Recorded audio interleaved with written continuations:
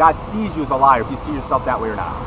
Have you ever stolen anything, even anything small in your whole life? Candy bar, work supplies, anything at all? And what does that make you? There you go. I appreciate your honesty on that. A lying thief. Jesus says in his word, if anyone has even just looked at another person with lust, you commit adultery with that person. I know. Okay, now it says we're on the subject. Okay. Okay, let me just for instance restore this subject. How can you go to jail with no ID, but you cannot get a job with no ID? It makes no sense when you try to better yourself, you got no ID, you can't get a job. But if you made a mistake, you got no ID, you go to jail, pay fines, all this. Are you talking about what we're talking about now, or are you talking about the jail behind us? Let me get to that question a little bit.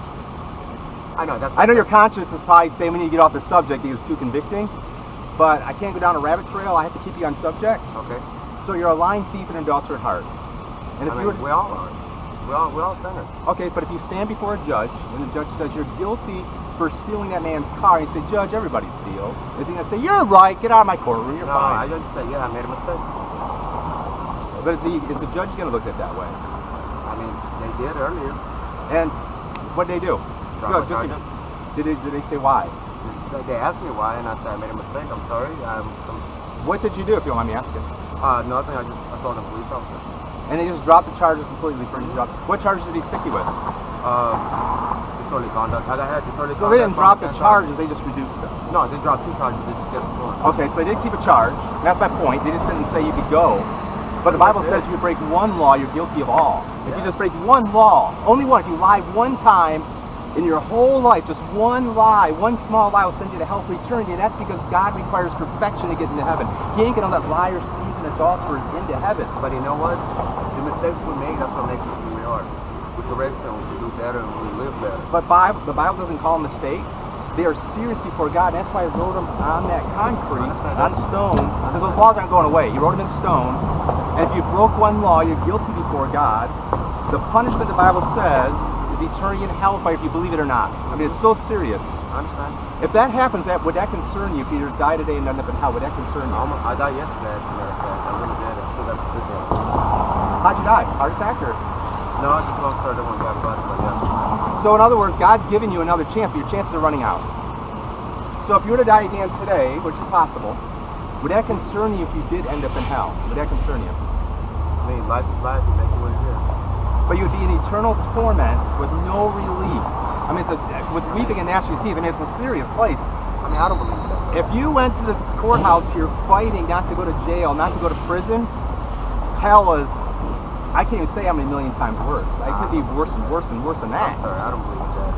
I believe we're going to be just the way we are before we were born. You what? I said I believe we're going to be the way we are before we were born. Blank. But eternity in hell is a long time if you're wrong. And I'm only saying that because I love you as a human being to warn you. Man, you're my brother.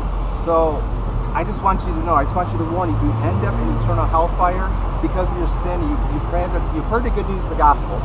How you can be right with this is truly good news. You heard the good news of it and you reject it.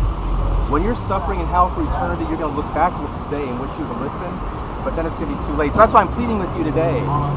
Maybe one day I will be, maybe one day I won't. The Bible says today is the day to get right with God because we don't know when we're going to die. Today is the day. I mean, the Bible makes it so urgent. Just pray for me, that's all it is. Praying won't help you. I'll pray for you, but it's not going to help you. There's your will that it has to be done. You know, they say you got to combine each other together and pray in one circle. Why don't you pray for yourself? Say, maybe next time. I already did. Let's give you a couple minutes. Say, God, make my unbelief a belief. I don't want to end up in eternal hellfire. If this is true, I don't want to end up there. Pray for me, God. Just tell God yourself. Make me believe. Show me believe. I mean, he's not going to prove himself to you. I mean, the world proclaims his goodness. The world proclaims that he exists. I mean, so he's already proved you that he exists. Everybody got their own timing. You know, maybe there's one time that's going to be my time, you know. 160,000 people die every day, and most who die today will end up in hell. Most who die every day will end up in hell. The Bible says, broad is the road that leads to destruction, and many enter through it. Numbers. It is. The majority of people who die every day will end up in hell. And God, I believe God left you here for a reason. And you said you used to know the Bible and stuff. So I just pray. I am praying. I will pray for you. I am going to pray for you. I'll be right back. That you do. I love the that hat, you do man. turn back. Love you do the turn hat. back. Did you say hat? No, I said I love the hat. Oh, your hat. Okay, your hat. I did so. I don't want to hold that, man. I slap on this motherfucker, man. I love this guy, okay? Yeah, yeah. Oh, no, not really. I'm trying to get like 50 cents. You gotta go get some leftovers or what I can do. They giving it out today? Good looking. I know you're down. Get him. Yeah, cigarette. Next time. You ain't got shit, man. You gave you a hat. I know, thanks. Oh, I love it, man. Next time. All right, brother. Good talking to you. How you doing, sir?